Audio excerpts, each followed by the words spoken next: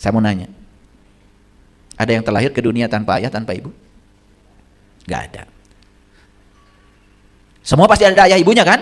Iya. Jadi makanya yatim dalam pengertian manusia nggak ada. Karena semua kita datang ke dunia kan ada ayah ibunya. Sedangkan yatim sendiri yang tak berayah, tak beribu. Kasihan nggak sama saya? Yatim. Gak ada ayahnya, gak ada ibunya. Bukan berarti saya tidak berayah, tidak beribu. Ayah dan ibu saya sudah meninggal. Kalau begitu semua manusia yatim. Kalau yatim didefinisikan seperti itu jadi kacau. Yatim itu yang tak berayah, yang tak beribu. Yang tak berayah, yang tak beribu bukan tubuh kita. Yang tak berayah, yang tak beribu adalah jiwa kita. Jiwa itu tidak pernah dilahirkan, jiwa itu ditiupkan. Jadi siapa yang yatim? Yang yatim itu jiwamu. Jadi siapa yang mentelantarkan yatim? Ya kamu yang menelantarkan jiwamu sendiri. Sholat cuma raganya saja, jiwanya nggak ikutan. Itu namanya menelantarkan jiwa. Maka itu yang namanya pendusta agama. Paham atau tidak? Kan ayatnya jelas, ara'aital ladzi yukadzibu biddin, celakalah para pendusta agama, fadzalikal ladzi yad'ul yatim. Mereka yang mentelantarkan yatimnya. Yatimnya nggak pernah diundang. Yad'u itu artinya undangan. Yang tidak pernah mengundang yatimnya. Jadi ketika sholat cuma raganya saja, sibuk dengan bacaan, sibuk dengan pahala, sibuk dengan surga, takut neraka. Yatimnya sendiri tidak pernah dipedulikan. Itu pendusta agama. Makanya kata Nabi, "Shollu kama ra'aitumuni usolli." Sholatlah kamu sebagaimana kau lihat aku sholat. Kita cuma lihat sholat Rasulullah raganya saja. Batinnya beliau sholat seperti apa, kita nggak pernah tahu. Itu sebabnya perlu kita ketemu guru yang bisa mengajarkan batinnya sholat, bukan raganya sholat saja. Kalau itu kan gampang dilihat, karena itu physically. Nah, jangan-jangan kita selama ini nuduh-nuduh orang lain yatim, jangan-jangan kita sendiri yang pendusta agama karena mentelantarkan yatim. Itu kata Quran, bukan kata saya. Coba, ara'aital ladzi yukadzibu biddin, fadzalikal ladzi yad'ul yatim. Jadi sebetulnya pendusta agama itu mereka yang tidak pernah mengundang yatimnya, tidak pernah menyertakan yatimnya. Wala yahudu ala ta'amil miskin. Makanya fawailul lil musallin, maka celaka bagi orang yang sholat.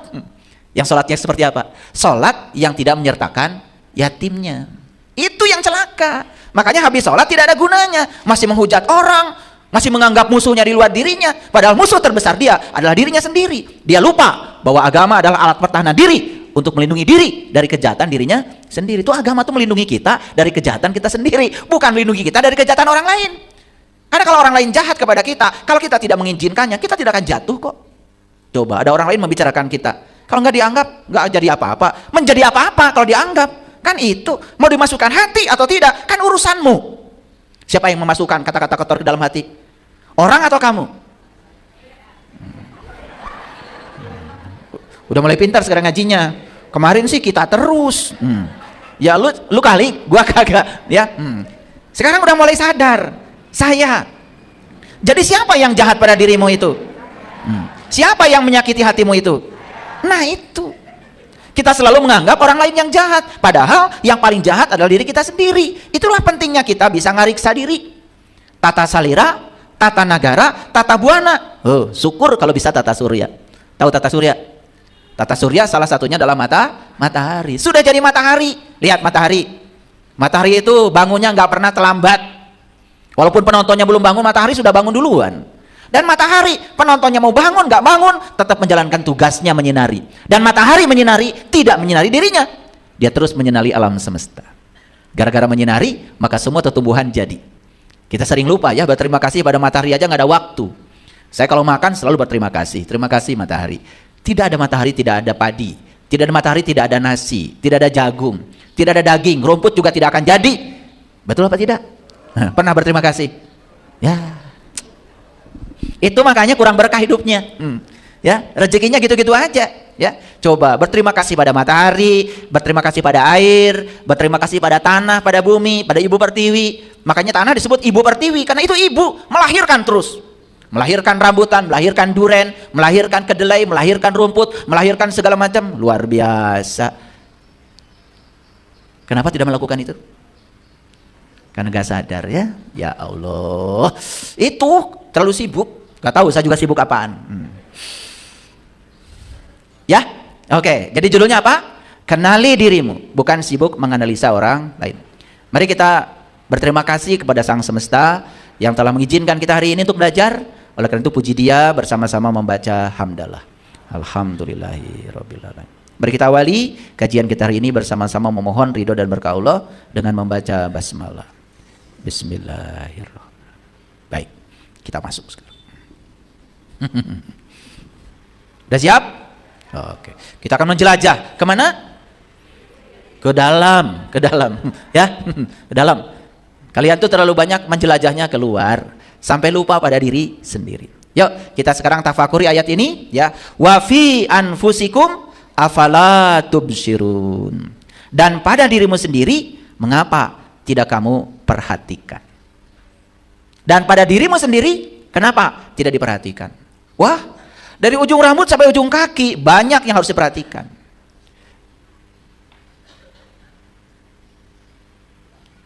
Aduh, saya pengen nangis kalau lihat. Bagian rambut aja. Kalau kita disuruh menghitung berapa jumlah rambut kita, gak ada yang sanggup. Pada setiap helai rambut ini ditumbuhkan, diurus, diatur oleh Allah. Sampai Allah tuh gak pernah tidur, gak pernah ngantuk, ngurusi semua tubuh kita. Rambut saja, rambut. Yang kelihatan setiap hari, saya tanya, siapa yang pernah menghitung berapa jumlah helai rambut di kepalanya? Tidak diperhatikan. Di bawah rambut ada apa? Wah, lebih kompleks lagi. Ada otak. Dengan segala fasilitasnya. Kalau dibahas secara dalam, ya Allah. Otak kita tuh lebih canggih daripada rangkaian elektronik yang membangun HP kita ini. Gak cukup waktu saya menjelaskan semuanya. Belum ke bawah, mata, telinga, kenapa bisa melihat, kenapa bisa mendengar, nafas, mulut, wah terus, jantung, paru, ya Allah. Itu baru aspek luar. Aspek jasmani. Apalagi yang mengendalikan di dalamnya, software yang mengendalikan hardware kita ini, yang bernama ruhku itu, lebih kompleks lagi. Makanya pertanyaannya, wa fi anfusikum, dan pada dirimu sendiri, afala tubsirun, mengapa kamu tidak perhatikan? Dan kalau kita memperhatikan diri kita ini, lahir batinnya, kita akan jumpa dengan pemiliknya. Coba lihat lafaz Allah di masjid, alif, lam, lam, ha. Sama nggak dengan ini? Sama. Yang mana alifnya?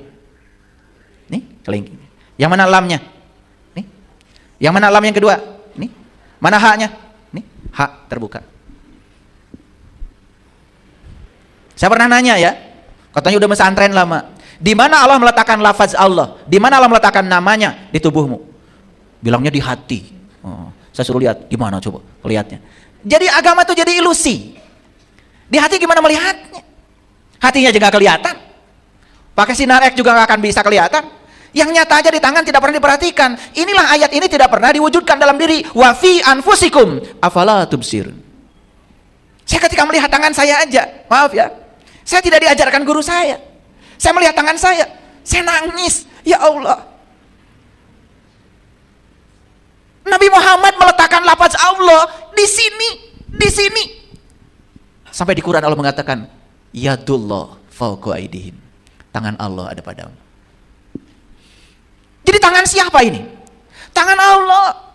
Kalau ini tangan Allah, berarti ini harus menyenangkan pemiliknya, bukan menyenangkan dirimu. Pertanyaan saya, apakah tangan kita sudah menyenangkan pemiliknya? Ya, dari pagi ya sampai di sini, sudah berapa banyak orang yang disenangkan dengan tangan ini?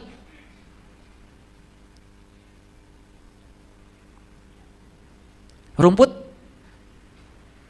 pohon, bunga di taman kita, dia tidak bisa menghadirkan air untuk diri. Maka tangan ini dititipkan kepada kita. Begitu kita ngambil air, bunga tersenyum, rumput di taman tersenyum, semuanya tersenyum. Dan mereka akan berterima kasih, ngasih bunga yang indah kepada kita. Pagi-pagi tadi, habis olahraga saya, lari 7 kilo. Kalau saya pagi-pagi lari 7 kilo. 7 kilo loh, lari. 350 kalori harus terbakar. Habis itu saat pendinginan, di rumah saya masih banyak tamu, sahabat-sahabat dari Singapura. Saya selalu ingin membuat mereka bahagia. Begitu saya keluar, pohon mangga sudah siap panen. Udah, saya naik pohon mangga itu. 30 kilo saya turunkan. Silakan bawa ke Singapura.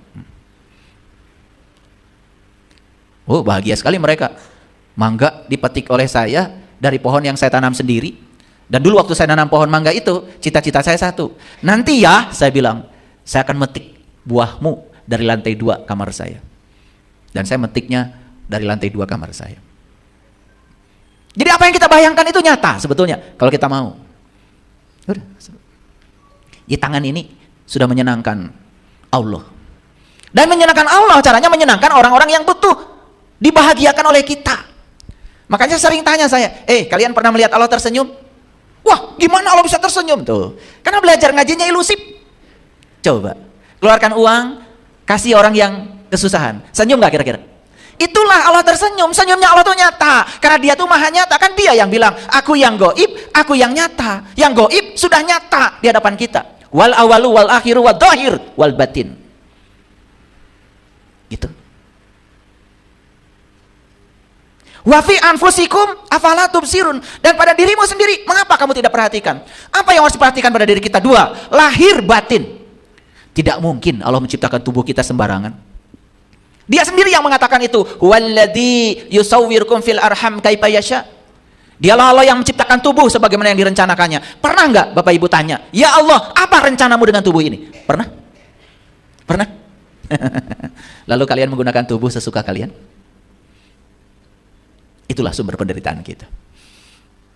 Coba tanya sama Allah, ya Allah, kenapa kau menciptakan wajahku seperti ini? Kenapa kau meletakkan telinga seperti ini? Dikasih anak telinga dengan segala kompleksitasnya. Mengapa kau ciptakan mata seperti ini, hidung seperti itu? Tanya sama dia, untuk apa kau ciptakan semua itu? Dia akan menjawab. Dan dia akan memberikan jawaban kepada mereka yang mengalirkan pertanyaan. Maka sampai pada suatu titik, kita menggunakan tubuh ini tidak menurut hawa nafsu kita, tapi menurut rencana dia yang telah menciptakan. Keren gak kalau gitu? Itu. Wah, ayat ini kalau dibahas, nggak selesai-selesai kajian kita. Ya, jadi saya pesan satu saja, perhatikan dirimu, kenali dirimu, jangan habiskan waktumu untuk menganalisi orang lain. Oke. Karena tugas utama hidup adalah mengenali diri sendiri, bukan sibuk menghabiskan waktu untuk menyerang, menganalisa, memusuhi orang lain. Tidak ada yang berbahaya di luar kita, karena yang paling berbahaya adalah diri kita sendiri. Betul? Jadi kembali lagi, leluhur kita sudah meninggalkan agama. Agama itu adalah alat pertahanan diri untuk melindungi diri dari kejahatan diri sendiri. Makanya agama gak usah dipamerkan. Pamerkan saja dampak dari kalian beragama. Apa dampaknya? Akhlak. Yang dipamerkan bukan bajunya, yang dipamerkan bukan ritualnya. Pamerkan kepada orang lain itu adalah dampak dari menjalankan semua ritual itu. Ini loh saya. Banyak orang yang datang ke tempat saya tanya, kenapa mau diajak suami ketemu saya untuk belajar? Jawabannya jujur, sederhana. Karena saya melihat perubahan suami saya. Itu yang menarik. Saya tanya sebaliknya, ada juga yang istri mengajak suami. Saya tanya suaminya, kenapa bapak mau diajak sama istrinya ketemu saya? Suaminya menjawab, dahsyat sekali katanya ilmu kesadaran. Kenapa? Istri saya berubah total. Berapa derajat kira-kira? 360 derajat.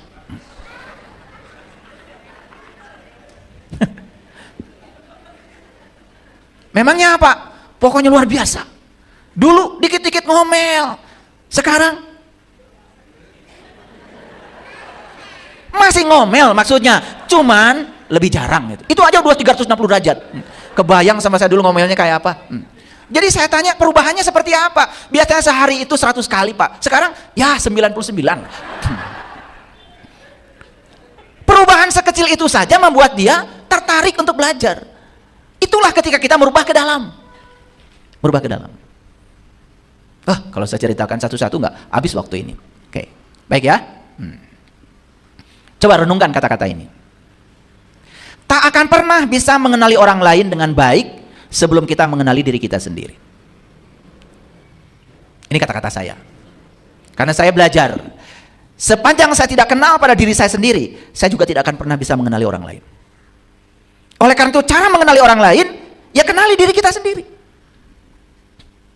Ibu, pernah ada orang yang marah sama ibu? Pernah? Atau sering? Oke, nggak apa-apa. Apa pesannya? Ketika dikata-katain yang kasar, yang merendahkan, enak gak kita? Gak enak. Pesannya apa? Kan pesannya sederhana. Oh, dikata-katain seperti itu saya gak enak. Makanya saya tidak akan mengatakan hal yang sama pada siapapun. Itu orang waras. Nah, maka dicek kita waras apa tidak. Biasanya kalau orang ngata-ngatakan kata-kata yang merendahkan, apa yang terjadi? Diam atau kita membalasnya? Malah kita justru mengeluarkan kata-kata lebih pedas lagi dari itu. Itu namanya kita tidak tahu pesan yang sedang disampaikan semesta untuk kita. Karena kita berfokus keluar, coba berfokus ke dalam. Ya Allah, hari ini saya mengalami sesuatu yang tidak mengenakan karena saya diperlakukan seperti itu oleh orang lain. Syukur ya Allah, saya tidak memperlakukan yang sama pada orang lain. Dan saya tidak mau melakukannya. Cukup pelajaran ini bagi saya. Cukup saya yang merasakan tidak enak dengan perilaku itu. Maka saya tidak akan melakukannya pada siapapun. Coba, orang yang bijaksana, direndahkan orang lain saja, dia semakin mulia. Tapi orang yang tidak bijaksana, direndahkan orang lain, ya pencemaran nama baik. Betul nggak? Lapor itu, lapor ini, ujungnya apa? Hanya puas bisa memenjarakan orang. Hati-hati loh, memenjarakan orang terus pakai uang. Yang nggak ada uangnya, nggak akan diproses. Jadi daripada itu lebih bagus cari yang gratis. Maafkan saja. Betul apa tidak? Murah. Dan memaafkan itu egois loh. Karena memaafkan itu sebetulnya untuk kepentingan orang yang memaafkan. Hati-hati. Ini ngaji agak tinggi nih. Karena biasanya kalau kita memaafkan orang, seakan-akan kita membuka jalan bagi orang. Tidak. Memaafkan itu membuka jalan bagi dirimu sendiri. Makanya saya sering mengatakan memaafkan itu egois. Kenapa? Memaafkan itu keuntungannya bukan siapa-siapa, kecuali buat dirinya sendiri. Makanya orang yang tidak mau memaafkan, sebetulnya dia sedang meracuni dirinya sendiri. Oke. Bagaimana cara mengenali diri? Sederhana kok. Yang pertama, ketahui dan pahami diri kita. Setiap diri itu sempurna. Apa sempurnanya? Kan dalam setiap diri ada dua. Ada kelebihan sekaligus juga ada kekurangan. Kelebihannya untuk disyukuri, kekurangannya untuk diperbaiki. Itu. Jangan-jangan sudah bertahun-tahun hidup, kalau saya tanya, apa kelebihan dirimu? Apa kekurangan dirimu? Jangan-jangan tidak tahu. Waduh, hidup model kayak gitu, ya, tidak berbasis SWOT itu namanya. Itu pasti hidupnya itu ya amburadul. Yang kedua, kalau saya tanya, bidang apa sih, ya, yang sangat kita kuasai dan kita senang melakukannya? Sudah ketemu belum? Bidang apa yang kita kuasai dan kita senang melakukannya? Sudah ketemu belum? Jadi kalau hari ini kalian kerja, masih menganggap beban, masih capek, itu dia yang salah. Karena kalau dia mengerjakan sesuatu sesuai dengan bidangnya yang dia minati, pasti akan senang melakukannya, waktu tidak membatasi lagi. Ikhlas itu datangnya di situ. 3, bisa nggak kita jujur pada diri sendiri? Ini yang paling berbahaya ini, ketika orang tidak bisa jujur pada diri sendiri. Misalnya, dia itu tidak tahu. Tapi dia tidak tahu kalau dia itu tidak tahu. Kan sulit yang kayak gini diberitahu. Tapi kalau jujur pada diri sendiri, oh saya itu tidak tahu dan sekarang saya tahu kalau saya tidak tahu, maka saya akan mencari tahu pada orang yang tahu. Jujur pada diri sendiri itu langkah awal untuk mengenali diri. Hadirin, orang yang tidak jujur pada diri sendiri tidak akan ada di tempat seperti ini. Orang yang mengatakan dirinya tahu, saya sudah tahu, dia tertutup dengan semua pengetahuan baru. Dan orang yang mengatakan saya sudah tahu, tidak ada juga di YouTube sekarang ikut streaming. Tidak ada juga di TikTok sekarang ikut streaming. Tidak akan ada. Orang yang mengatakan dirinya sudah tahu, tertutup dari semua pengetahuan. Dia hanya siap menjadi torrent yang menggelontorkan apa-apa yang dia sudah ketahui. Mana yang lebih hebat? Mendengarkan atau bicara? Mendengarkan. Karena keuntungan mendengarkan itu pasti akan ada pengetahuan baru yang kita dapat. Beda kalau bicara. Kalau bicara itu bisa jadi hanya mengulang-ulang pengetahuan lama yang sudah dia ketahui. Makanya saya setiap mau bicara, pasti saya menghubungkan dulu dengan alam tinggi saya. Saya mohon bimbingan, supaya Pak, yang keluar dari mulut saya terhindar dari pikiran jahat saya. Dan kalau bisa bicara seperti itu, lagi bicara pun seperti ini, pengetahuan baru datang. Itu namanya intuisi. Jadi kita mengajar sambil belajar. Jangan dikira loh, saya ikut belajar sekarang. Karena saya sudah mendengarkan diri saya sendiri. Makanya kalau kita sudah bisa mengakses alam tinggi, mengakses sidratil muntaha kita, mengakses langit rohani kita,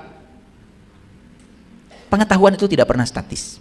Selalu baru, baru dan terus baru. 4. Dengarkan suara hati. Sering mendengar suara hati?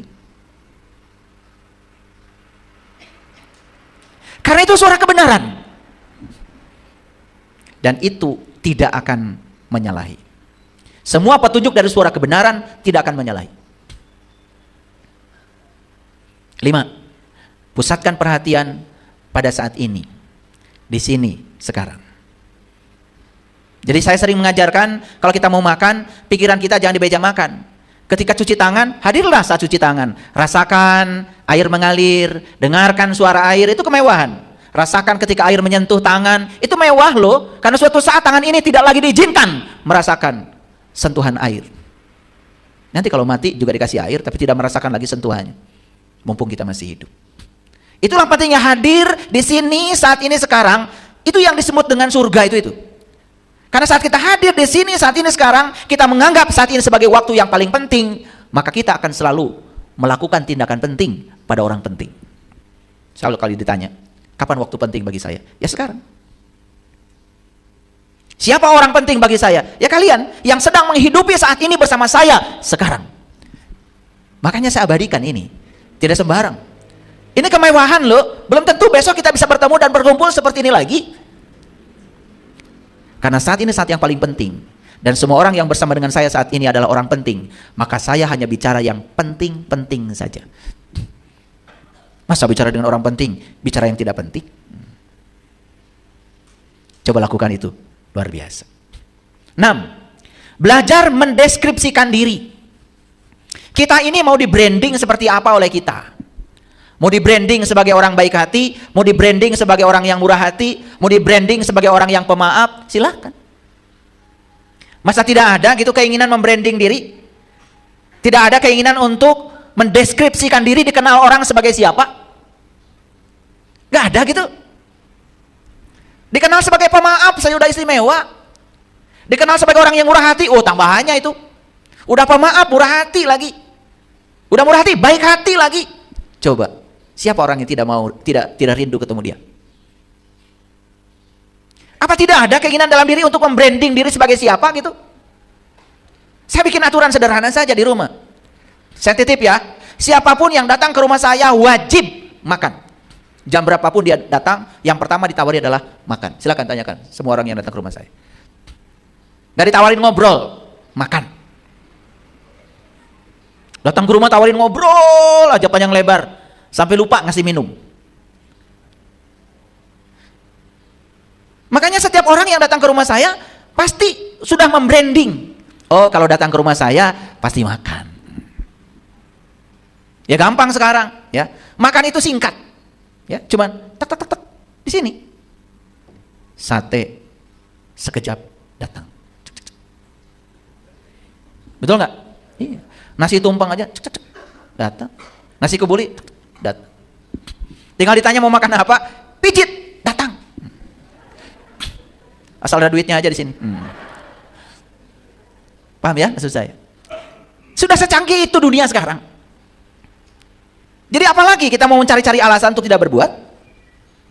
7. Pahami apa sih peran kita dalam kehidupan ini sesungguhnya. Kalau kita selalu sadar bahwa saya dicipta oleh Allah untuk kepentingan Allah, saya datang ke sini untuk menjadi kepanjangan tangan Allah, menjalankan visi dan misinya Allah. Saya datang ke sini untuk menyampaikan cinta kasih Allah. Selalu di peran itu. Percaya sama saya, kita akan kenal siapa diri kita. 8. Sesekali tanya coba. Gak usah orang jauh. Yang pertama tanya pasangan kita. Apa artinya saya bagi kamu? Tanya sekali. Yang kedua, tanya anak-anak kita. Kalau saya suka nanya sama anak-anak, apa pandangan kalian tentang ayah? Apa yang kalian rasakan dengan keberadaan ayah di rumah ini? Ya. Kita perlu feedback loh dalam hidup. Jangan sombong. Sesekali gunakan mulut orang lain untuk menunjukkan kelemahan kita. Pernah nggak melakukan itu? Pernah? Nanti pulang ke rumah, bilang sama suami, "Pak, terserah nyebutnya apa? Apa pandangan papa terhadap saya sebagai istri?" Atau yang laki-laki nyampe rumah tanya, "Mah, apa pandangan mama terhadap saya?" Bagaimana bisa terjadi perbaikan kalau kita tidak mau mendengar feedback dari orang lain? Lalu kita ambon sorangan, merasa paling kepala rumah tangga, merasa paling hebat. Yang keluar adalah, kurang apa sih saya? Nah, sombong. Kalau saya digitukan, kurang apa saya? Kurang banyak. 9. Apa sih visi dan misi hidup kita? Masa hidup tidak punya visi? Masa hidup tidak punya mimpi? Kalau tidak punya visi, tidak akan ada misi, maka hidupnya tidak terarah. Jika perlu, kita harus baca data diri. Golongan darah sudah tahu ya? Oke, sekarang sudah ada kepribadian berdasarkan golongan darah, sudah saya jelaskan. Tipe otak, sudah tahu belum? Baca data diri. Tipe otak saya apa? Apakah tipe otaknya action, tipe otaknya logik, tipe otaknya kreatif, tipe otaknya emosi, tipe otaknya master? Ketahui. Gampang kok. Sekarang teknologi sudah sampai di situ. Sehingga kita dalam hidup ini punya kompas. Tidak hidupnya sembarangan. Kok saya bisnis ini gagal terus? Ya salah. Sama saja dengan ikan, salah tempat. Coba, ikan salah tempat, disuruh manjat pohon, ya nggak kelihatan jeniusnya. Karena jeniusnya dia berenang. Sama seperti monyet, disuruh berenang, kelihatan idiot. Nah, jeniusnya memanjat. Jangan-jangan kita disebut idiot oleh orang lain, cuma salah tempat. Tidak ada orang yang idiot. Semua hebat. Percaya sama saya, tidak ada satu orang pun yang idiot. Semua diciptakan Allah sempurna. Kenapa kita kelihatan tidak berbakat ya di situ? Ya karena ada salah tempat. Ya. Harusnya Anda memasak, Anda ini bakatnya adalah meramu masakan, itu jeniusnya Anda, malah main bola. Ya disorakin terus. Serba salah, ngoper salah, nendang salah. Kesandung dikit, jatuh. Kelihatan idiot di situ. Kenapa? Karena Anda tidak di situ tempatnya.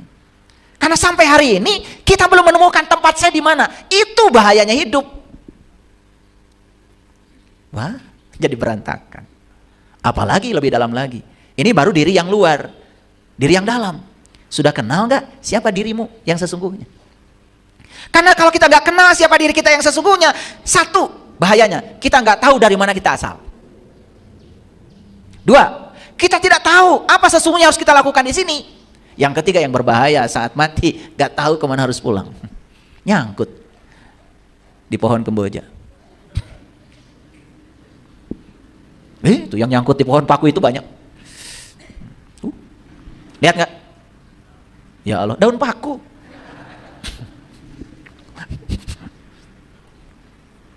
Saya ini, mohon maaf, saya minta dulu sama guru-guru saya minta ditutup supaya saya jangan lihat yang kayak gitu. Yang nyangkut-nyangkut itu.